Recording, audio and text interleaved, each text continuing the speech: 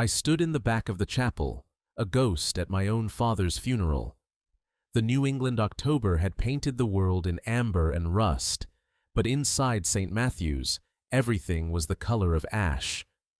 Cold light filtered through stained glass, casting prismatic shadows across faces I hadn't seen in 12 years. I arrived just as the organist began. No one turned when the heavy oak door creaked behind me. No one noticed as I slipped into the last pew, my shoes barely making a sound on the worn carpet. In this moment of suspended grief, I was invisible, exactly as I had been to them for years. The coffin sat draped in white lilies, simple, tasteful, nothing like the man inside it. My father, Howard Adler, had been buried in metaphors long before he died. People called him a pillar of the community, a cornerstone of tradition, the foundation of our family. All these solid, immovable things. No one ever mentioned how these rigid structures crush whatever lies beneath them. I watched my mother, Eleanor, seated in the front row. Her spine was ramrod straight, her silver-streaked hair pulled into a severe bun. Even in profile, I could see the tightness of her jaw, the way she clutched her prayer book as if it might shield her from something worse than death. She hadn't changed. 12 years, and grief had barely touched her. Or perhaps she'd been grieving so long she'd forgotten how to wear any other expression. Next to her sat my brother Aaron, shoulders broad in his tailored black suit. He'd grown into our father's frame, I realized with a hollow ache. His hair was styled differently, shorter on the sides than when I'd last seen him, but the same determined set of his jaw remained. The golden child, the one who stayed. A flash of memory. Aaron at 16, standing on the front porch as I threw my duffel bag into the trunk of my car. "You're just going to walk away," he'd shouted. "After everything?" I never answered him. Some questions aren't meant to be answered. They're just weapons disguised as words. Reverend Mills spoke first, his words a gentle hum of platitudes. I didn't listen. Instead, I traced the familiar lines of the chapel, the worn edges of the pews, the hairline cracks in the ceiling's plaster angels. This place had been a second home once. My mother had dragged us here every Sunday, dressed in clothes that always felt too tight around the throat. And now, Howard's son, Aaron, would like to share some words. Aaron rose like someone accustomed to standing before crowds. He moved to the pulpit with quiet confidence, unfolding a piece of paper that looked too small to contain a life. "My father," he began, voice steady and clear, "was a man who understood the weight of legacy." I felt my chest tighten. He taught me that our actions echo beyond our lives, that what we build stands testimony to our character. Howard Adler built things meant to last: his business, his reputation, his family. Aaron paused, eyes sweeping the congregation. He showed me the meaning of commitment, of staying when things get difficult. The pointed absence of my name hung in the air, a ghost everyone could feel, but no one would acknowledge. I wasn't surprised. In the careful reconstruction of family mythology, I had been erased long ago. What shocked me was how much it still hurt. Aaron continued, his eulogy transforming our father into someone I barely recognized, a man of wisdom and patience, of quiet strength and unwavering principles. Perhaps that was the father Aaron knew. It wasn't mine. My father's voice echoed in my memory. "You think you can just abandon everything I've built for you?" His face had been flushed with anger that night, veins standing out on his neck like ropes. "You walk out that door, Thomas. You're no longer my son." So I walked, and I wasn't. The rest of Aaron's speech blurred into the ambient murmur of the heating vents. I was trapped in the undertow of memory. Rachel's laugh as we raced down to the beach, the smell of my mother's lemon cake, the weight of my father's hand on my shoulder the day I graduated middle school. Before everything changed. Before Rachel's death tore open a wound that never healed. Rachel. My little sister had been gone for 15 years now.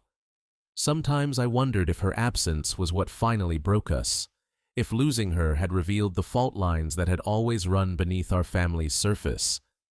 When Aaron finished, there was a rustling of tissues, a collective exhalation. He returned to his seat beside our mother, who squeezed his hand with a tenderness I hadn't seen in years. "And now," Reverend Mills said, "Mr. Langley would like to say a few words." Our family lawyer rose from his seat 3 rows ahead of me. He was older now, his once salt-and-pepper hair now fully white, but he moved with the same deliberate grace I remembered from childhood visits to his wood-paneled office. My father had trusted Langley with everything: the business, the will, the family secrets. "Howard was my client for 32 years, Langley began, "and my friend for even longer. He was a complex man who understood that life rarely gives us easy answers." He paused, adjusting his glasses. "Before his passing, Howard entrusted me with something he considered of vital importance. He asked that at his funeral, I deliver this letter to his son, Thomas." The silence in the chapel crystallized into something sharp enough to draw blood. My mother's shoulders stiffened visibly. Aaron's head snapped up, his expression hardening into something between shock and fury. And suddenly, I was no longer invisible. Every head turned, every eye found me, huddled in my corner of solitude. Langley held up a cream-colored envelope. "Thomas," he said softly, "your father wanted you to have this." I couldn't move. The air felt too thick to breathe, too heavy with decades of unspoken accusations. But Langley was already walking toward me, his footsteps echoing against the wooden floor like a metronome counting down to something inevitable. When he reached my pew, he extended the envelope with a slight nod. "He was very specific," he murmured, just loud enough for only me to hear. "Read it when you're alone." The paper felt warm against my fingers, alive somehow. My name was written on the front in my father's distinctive handwriting, strong downstrokes, tight curves. The sight of it opened something in my chest, a door I thought had been permanently sealed. When I looked up, my mother had finally turned to face me. Her eyes, the same deep blue as mine, held none of the warmth I'd spent years pretending I didn't miss. She looked through me, not at me, as if I were already a memory she was trying to forget. The rest of the service passed in a blur. Hymns I once knew by heart, prayers that felt like stones in my mouth. When it ended, people filed out row by row, some stopping to embrace my mother and Aaron, others casting curious glances my way. I remained seated, the envelope burning a hole in my pocket. Outside, the reception line formed on the chapel steps. I slipped past, avoiding the cluster of sympathy and casseroles, and walked to my rental car parked at the far end of the lot. The coastal wind bit through my suit jacket, carrying the scent of salt and dead leaves. My childhood home waited for me just 2 miles down the winding road, the guest room prepared by a housekeeper who'd given me a startled look when I'd arrived that morning. I would sleep there tonight, in a house full of memories and silence, with an unopened letter that somehow weighed more than everything I'd carried away when I left. As I drove through the town, I cataloged the changes and constants. Levine's Pharmacy had become a boutique coffee shop. The old movie theater was now a yoga studio. But the harbor still gleamed like hammered silver in the distance, and the elms along Main Street still formed a cathedral of branches overhead. This place had never stopped being beautiful. I had just stopped belonging to it. At the house, a sprawling Victorian on Lighthouse Point that had been in my father's family for 4 generations, I parked beside the gardener's truck and sat with the engine off, watching the curtains in the upstairs windows shift with the sea breeze. Inside, the house was just as I remembered, and somehow completely different. The furniture was the same, heavy oak pieces that seemed to grow from the floorboards, Persian rugs in faded blues and reds, oil paintings of stern ancestors and turbulent seascapes. But it felt smaller now, compressed by time and absence. I moved through the entryway, past the living room where the wake would be held tomorrow, and up the curved staircase that my sister and I used to slide down when our parents were out. My fingers trailed along the banister, muscle memory guiding me to the third door on the right. My childhood bedroom had been converted into a guest room years ago, all evidence of the boy I'd been carefully excised. The baseball trophies, the dog-eared paperbacks, the model ships I'd spent hours assembling, all gone. In their place were neutral paintings and empty surfaces, as if the room itself had been sanitized of my presence. I sat on the edge of the bed, removed my tie, and finally took out the envelope. It felt heavier than paper should, weighted with whatever truth my father had decided to unburden himself of in death. For a long moment, I just held it, tracing my name with my fingertip. What right did he have to reach out now, after all these years of silence? What could he possibly say that would matter anymore? But I knew I would read it. I'd always been the one who needed to know, to understand, even when the truth hurt. It was what had driven the wedge between us in the first place. Outside my window, the sun was setting over the Atlantic, painting the water in ribbons of fire. In the distance, the lighthouse beam began its nightly rotation, a steady pulse of light against the gathering darkness. My fingers trembled as I unfolded the letter. The paper was heavy, expensive, the kind my father always used for important correspondence. His handwriting slanted across the page in precise, measured strokes. I took a deep breath and began to read. Thomas, if you're reading this, I've finally run out of time to say these things to your face. Perhaps that's fitting. I've never been brave enough to speak the truth to you directly.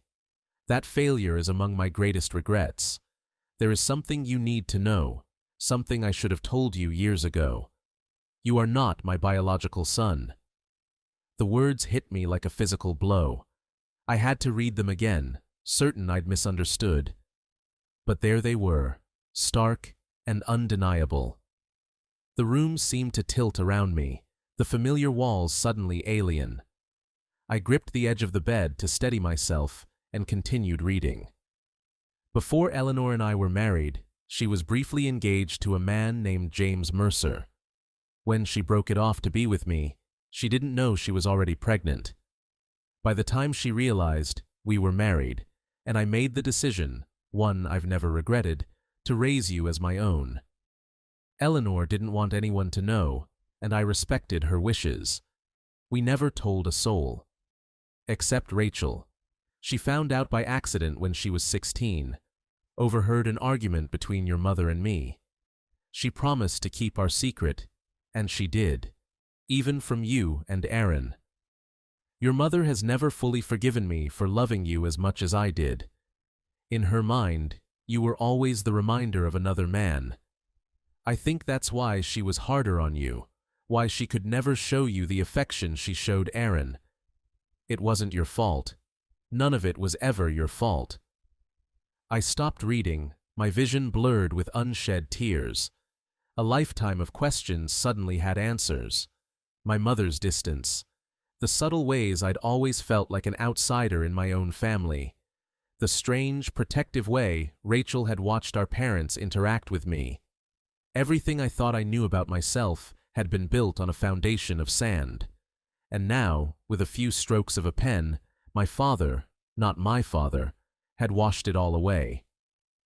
I thought of Aaron's eulogy, his emphasis on legacy and blood. Did he know? The letter continued. Aaron doesn't know. I've debated for years whether to tell him, but ultimately decided the truth might hurt him more than help. That decision I leave to you now. You always had a better moral compass than I did, Thomas. I know I failed you in so many ways. I pushed you too hard, expected too much, and then punished you for questioning the very values I was unsure of myself. The night you left, when I said those unforgivable things, I've relived that moment every day since. You were always so much like her, like James's mother. You have her eyes, her gentle spirit, her talent for seeing through pretense. Maybe that's why you and I clashed so often. You could see the cracks in my carefully constructed life. I've left something for you with Langley, a lockbox containing letters your biological father wrote to his family over the years. I tracked them down after he died. I thought someday you might want to know where you came from, who you came from. I hope someday you can forgive me, not for keeping the truth from you, but for failing to love you the way you deserved, for not being brave enough to stand up to Eleanor when she wanted to erase you from our family narrative after you left. You were always my son, Thomas. Always. With love and regret, Howard. I let the letter fall to my lap, my mind reeling. The fading light cast long shadows across the room, and in them I could almost see the ghosts of who we'd been, the family that existed in the photographs downstairs, smiling and whole, before Rachel's death cracked the foundation, before I left, before everything fell apart. Rachel. She had known. All those times she'd come to my defense against our parents, all the private jokes and secret looks. Had she been trying to protect me from a truth she thought would hurt me? Or had she been waiting for them to finally be honest? A memory surfaced. Rachel, at 17, just months before the accident, sitting with me on the beach. "People don't always say what they mean," she'd said, watching the waves. "Sometimes what they don't say is more important than what they do." I'd laughed, called her cryptic. Now her words carried the weight of prophecy. I thought of my mother's face at the funeral, the way she'd looked through me. Had she always seen James Mercer when she looked at me? Had she spent decades resenting me for simply existing? And Aaron, my brother, but not my brother, the golden child, the true heir. Would knowing change how he saw himself? Would it matter to him that we shared no blood? A soft knock at the door jolted me from my thoughts. I quickly folded the letter and tucked it into my pocket. "Yes?" My voice sounded strange, distant. The door opened slightly, and Mrs. Peterson, the housekeeper who'd been with the family since before I was born, peered in. "Dinner will be ready in 30 minutes, Mr. Thomas. Your mother and brother are already downstairs." "Thank you," I said automatically. "I'll be down shortly." When she left, I walked to the window, staring out at the darkening sky. The lighthouse beam swept across the water in steady, predictable intervals, a constant in a world that had just tilted on its axis. How was I supposed to sit across from them now, with this truth burning in my chest? I splashed cold water on my face in the ensuite bathroom, changed into fresh clothes, and made my way downstairs. The house was quiet, except for the gentle ticking of the grandfather clock in the hall and the distant clink of silverware from the dining room. They were already seated at the massive mahogany table, Eleanor at the head, where my father had always sat, and Aaron to her right. They both looked up as I entered. Aaron's expression was guarded, his jawline tense. My mother's face remained impassive, though something flickered in her eyes when she saw me. Recognition, perhaps, or fear. "Thomas," she said, her voice thin but steady. "Please sit." I took the chair across from Aaron, aware of the empty place at the foot of the table where my father should have been. Mrs. Peterson served the meal, roast chicken, potatoes, green beans, the same Sunday dinner we'd had throughout my childhood. No one spoke as she filled our wine glasses and quietly retreated. "The service was lovely," my mother finally said, addressing her statement to the centerpiece between us. "Yes," Aaron agreed. He glanced at me briefly before returning his attention to his plate. Reverend Mills did an excellent job. We ate in silence, punctuated only by the scrape of cutlery against china. I felt like I was drowning in all the things we weren't saying. The letter in my pocket seemed to pulse with each heartbeat, demanding to be acknowledged. "So," Aaron said eventually, setting down his fork with deliberate precision. "What was in the letter?" I looked up to find both of them watching me. Aaron with barely concealed anger, my mother with something harder to define. Fear, perhaps, or resignation. "I think you know," I said to her, ignoring Aaron's question. "Don't you?" Eleanor's hand trembled slightly as she reached for her wine glass. "I don't know what you're talking about." "James Mercer," I said quietly. The name fell between us like a stone into still water, sending ripples of tension across the table. My mother's face drained of color. Aaron looked between us, confusion replacing anger. "Who's James Mercer?" he demanded. I kept my eyes on Eleanor. "Do you want to tell him, or should I?" She set down her glass with a sharp click. "This isn't the time or place, Thomas. Your father just died." "Did he?" I countered, feeling a strange, calm detachment. "Because according to his letter, my father died years ago. A man I never even knew existed." Aaron pushed his chair back, standing abruptly. "What the hell are you talking about?" I finally looked at my brother, not my brother, taking in the familiar features that now seemed like a cruel joke. We'd always been told we had different coloring because I took after Eleanor's side while he favored the Adlers, another lie in a foundation built of them. "Howard wasn't my biological father," I said simply. "Apparently Eleanor was pregnant when they got married, with another man's child, with me." Aaron stared at me, then at our mother, whose rigid posture had finally crumbled. She looked smaller suddenly, older, her carefully maintained facade cracking like ice in spring. "Mom?" Aaron's voice held a childlike uncertainty I hadn't heard from him in decades. "It was a long time ago," she whispered. "Before you were born. Before any of this." Aaron sank back into his chair, stunned. "Did Dad know?" "Of course he knew," she snapped, some of her fire returning. "He chose to raise Thomas as his own. He chose to keep it a secret. She stopped, composing herself with visible effort. "He made me promise never to tell anyone, and I kept that promise for 40 years. Until now," I said. "Until he decided to tell me from beyond the grave." "He had no right," she hissed, suddenly vehement. "No right to undo everything we built." "You mean the lie you built," I corrected her. "The perfect family image." "It wasn't a lie." Her voice rose, echoing in the high-ceilinged room. "Howard loved you. He treated you exactly like his own." "Did he?" The bitter laugh that escaped me sounded foreign to my own ears. "Is that why you both froze me out after Rachel died? Why you let me walk away and never once tried to bring me back?" Aaron stood again, pacing to the window and back. "This is insane. All these years. Why wouldn't he tell me? Why wouldn't you?" He turned to Eleanor, his expression betrayed. "To protect you," she said weakly. "Both of you." "Bullshit," I said quietly. "It was never about protection.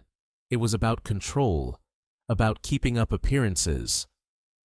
Before she could respond, the doorbell rang, its chime cutting through the tension. Mrs. Peterson appeared in the doorway.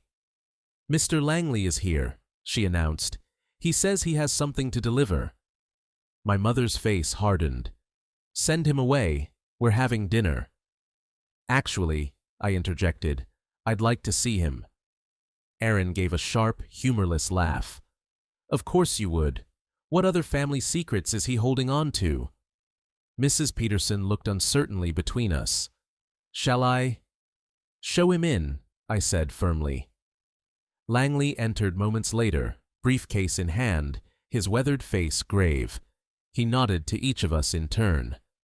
I apologize for the intrusion at such a difficult time, but there's a matter that can't wait until tomorrow's reading of the will. What now? Aaron muttered, dropping back into his chair.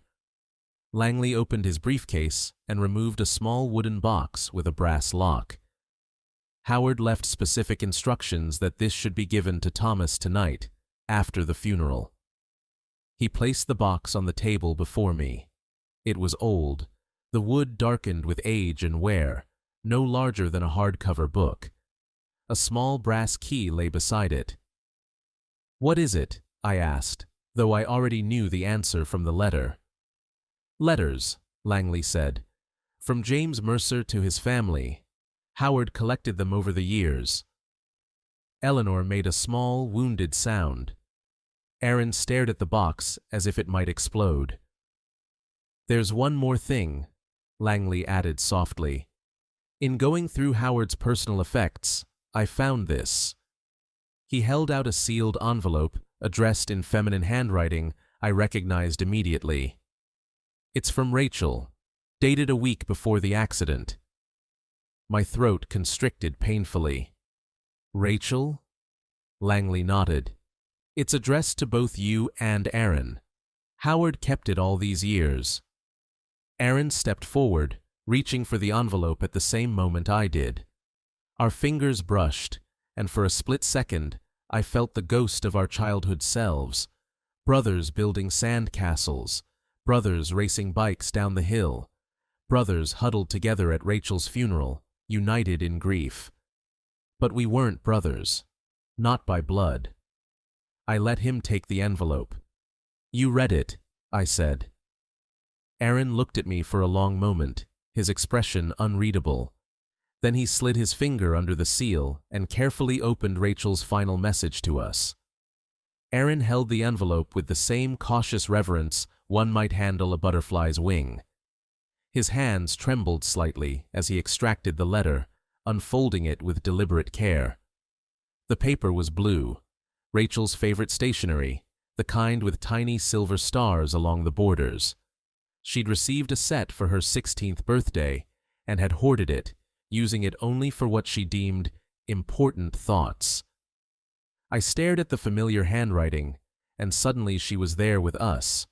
Not the Rachel preserved in frames downstairs, frozen in perpetual youth, but the Rachel who had lived and breathed and laughed with a sound like wind chimes, the sister who'd known me better than anyone.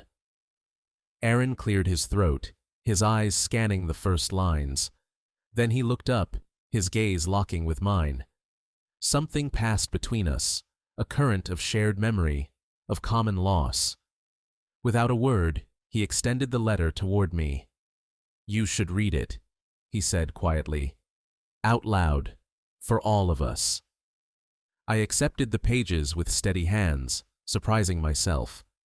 The dining room fell silent as Eleanor and Langley watched, witnesses to whatever confession or absolution Rachel had left behind. I began to read. "Dear Thomas and Aaron, if you're reading this, something's happened to me." Dramatic opening, I know, but I've always wanted to write one of those letters people only open after someone's gone. Very mysterious, very romantic.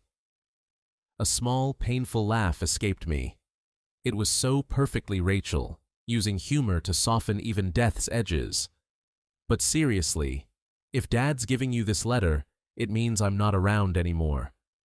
Which is weird to write, because right now I'm sitting on the beach watching you two argue about whether the tide's coming in or going out. It's coming in, by the way. Thomas is right. Again. Sorry, Aaron. I'm writing because there's something I need to tell you both, something important that I've been carrying around too long. I paused, my heart hammering against my ribs. Aaron had gone very still, his eyes fixed on the tabletop. Eleanor's hand covered her mouth, as if to stifle whatever sound might try to escape. Our family is breaking apart, and I think you both feel it too. Dad and Mom barely speak anymore. Thomas, you're already halfway gone. I see it in the college brochures you hide under your mattress, the way you look past the harbor to something none of us can see. And Aaron, you're building walls so fast and high that soon none of us will be able to reach you. But here's the thing. Underneath all the silence and arguments and things we pretend not to notice, we're still a family, not because we share the same name or live in the same house, or even because we share the same blood. I stumbled over the last word, my voice threatening to break. Had she known? Had Rachel understood more than any of us realized? We're family because we've witnessed each other's lives, because we know each other's stories, the real ones, not the ones we tell at church or school, because even when we hate each other, we love each other more. I found out something a while ago, something big. I overheard Mom and Dad fighting about Thomas. Aaron's head snapped up, his eyes widening. Eleanor made a soft, wounded sound. Thomas, Dad isn't your biological father. But that doesn't make you any less my brother or Aaron's brother or Dad's son. Family isn't about DNA. It's about who stays when it would be easier to leave. It's about who sees you, really sees you, and loves you anyway. I've watched Dad struggle with this truth for years. He loves you, Thomas. Maybe too much. Maybe that's why he pushes you so hard. He's afraid of losing you to a past he can't control. And Mom, she's afraid too, but of different ghosts. Aaron, when you read this, you might feel betrayed or confused. Don't. You and Thomas are brothers in all the ways that matter. The jokes only you two understand. The way you both squint the same way when you're thinking hard. How you both protect me, even though I'm perfectly capable of handling myself. Thank you very much. The room blurred around me as tears filled my eyes. I blinked them back, determined to finish what Rachel had started. I'm telling you this because secrets are poison. They've been killing our family slowly for years, and I'm tired of watching it happen. So here's my request, my one big ask. Talk to each other. Really talk. Break the silence that's choking us all. Dad thinks appearances matter more than truth. Mom thinks the past can be erased if you just refuse to look at it.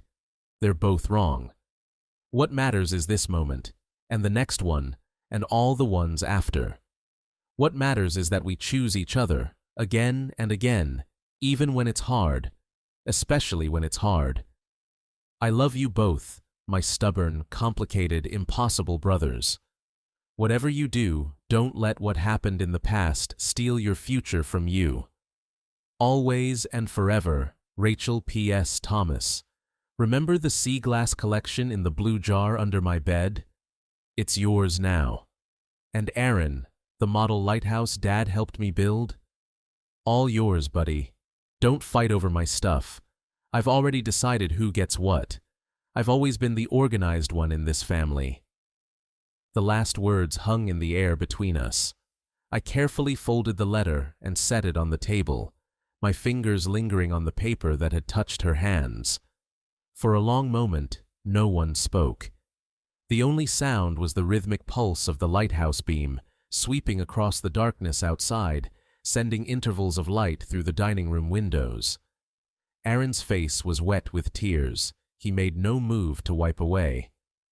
Eleanor had collapsed in on herself, head bowed, shoulders shaking with silent sobs.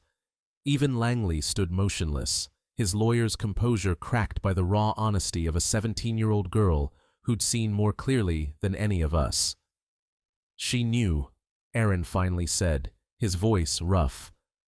All this time. She was trying to protect us, I replied softly. All of us. Eleanor raised her head, her face stripped of its usual mask of stern composure. For the first time in my memory, she looked simply human, tired and afraid and deeply sad. I loved your father, she said, addressing me directly for the first time that evening. James, I loved him once. She took a shuddering breath. But Howard gave me a life, a family.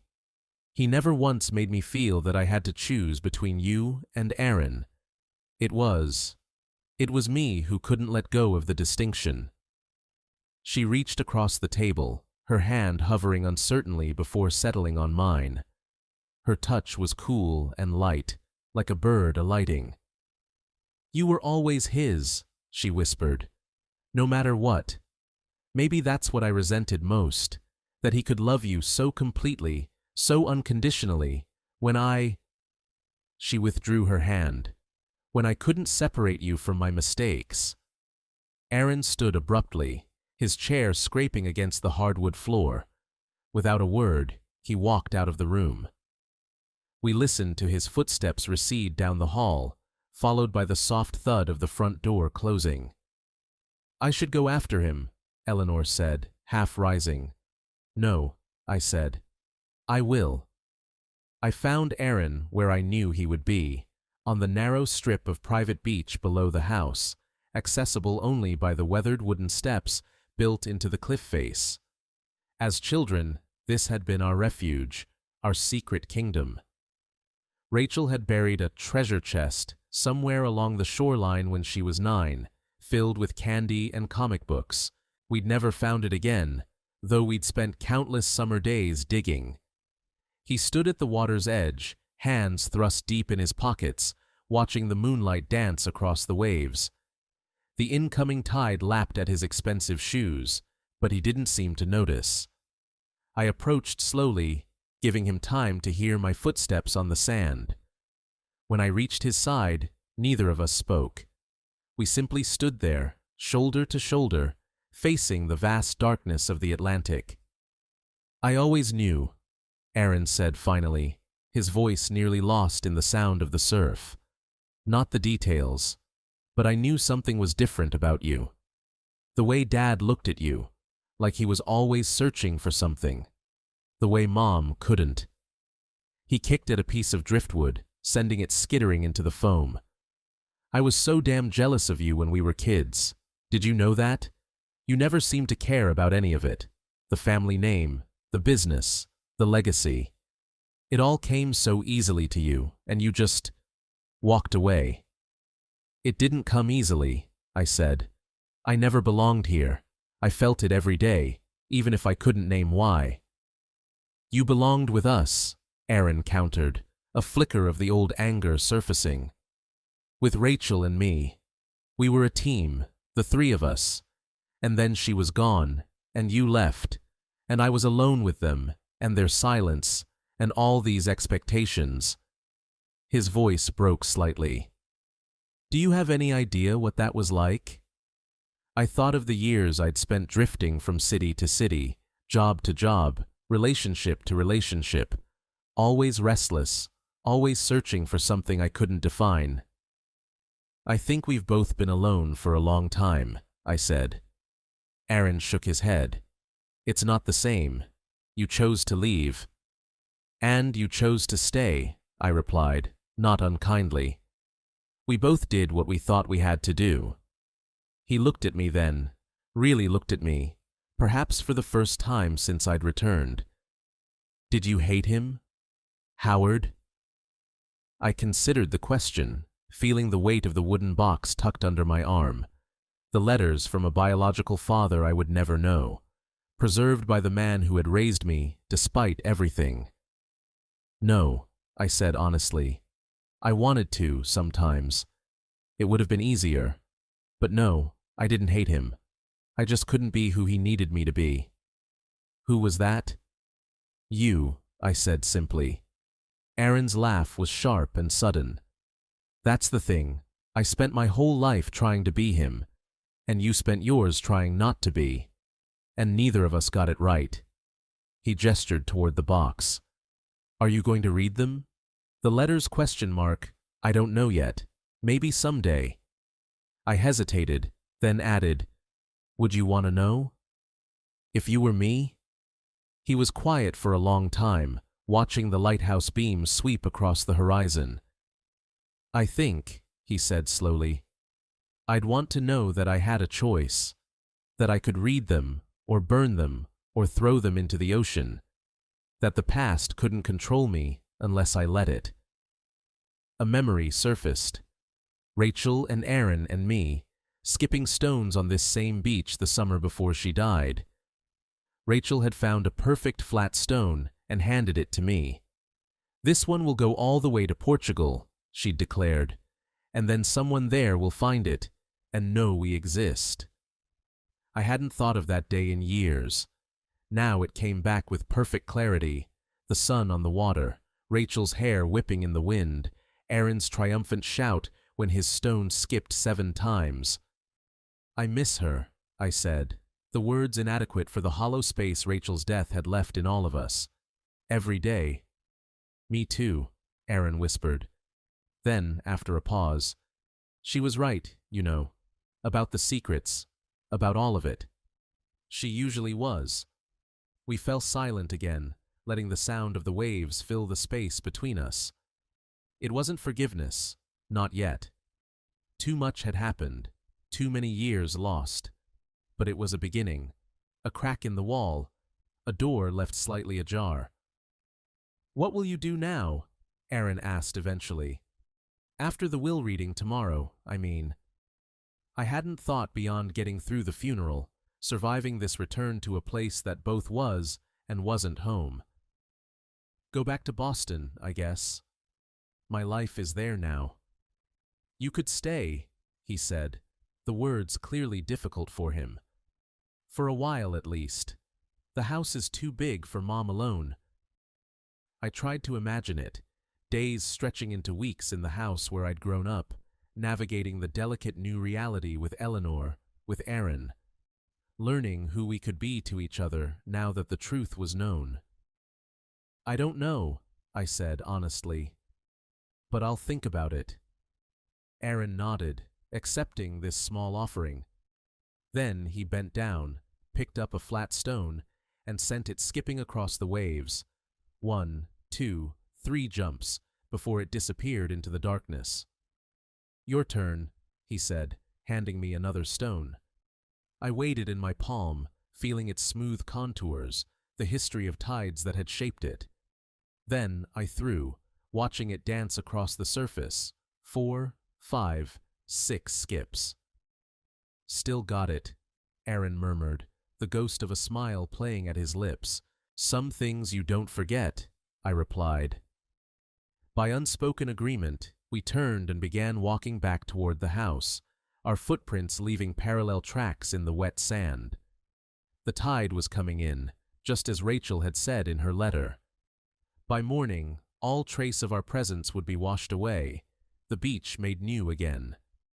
At the base of the cliff steps, Aaron paused. "Thomas," he said, my name sounding strange and familiar at once on his lips. "What she said, about us still being brothers. Do you think that's possible? After everything?" I thought of Rachel's words. Family isn't about DNA. It's about who stays when it would be easier to leave. For 12 years, neither of us had stayed. Neither of us had tried. But maybe that was the wrong measurement. Maybe what mattered was who came back when it would be easier to stay away. "I don't know," I admitted, "but I'd like to find out." He nodded, a silent acknowledgement of the distance still between us and the small bridge we'd begun to build. We climbed the steps together, the lighthouse beam guiding our way home. Behind us, the ocean continued its ancient rhythm, advancing and retreating, erasing and remaking, constant in its change. Ahead, the windows of the house glowed with warm light, Eleanor's silhouette visible through the glass as she waited for her sons to return. In my pocket, Rachel's letter rested against my heart. In my arms, the box of unknown history waited to be explored or set aside. And between Aaron and me, the beginnings of a conversation long overdue. As we reached the back door, I paused with my hand on the knob. "She would have liked this," I said. "Rachel, us talking." "She would have rolled her eyes and called us idiots for taking so long," Aaron corrected, a genuine smile breaking through at last. "That too." I opened the door, and together we stepped back into the house that had shaped us both, back into the incomplete circle of what remained of our family. The future stretched before us, unwritten and uncertain, but for the first time in years, I felt something like hope taking root. Not the false hope of erasing the past or forgetting what had been lost, but the quieter, stronger hope of building something new from the ruins, something true, something that could withstand the tides of time and truth, something Rachel would have been proud of. The morning light would bring practical matters, the reading of the will, decisions about the house and business, the thousand small details that follow a death. But for now, in this moment, we had taken the first step. We had broken the silence that had bound us for too long. Outside, the lighthouse beam swept across the darkness, steady, unfailing, illuminating the way forward, one flash at a time.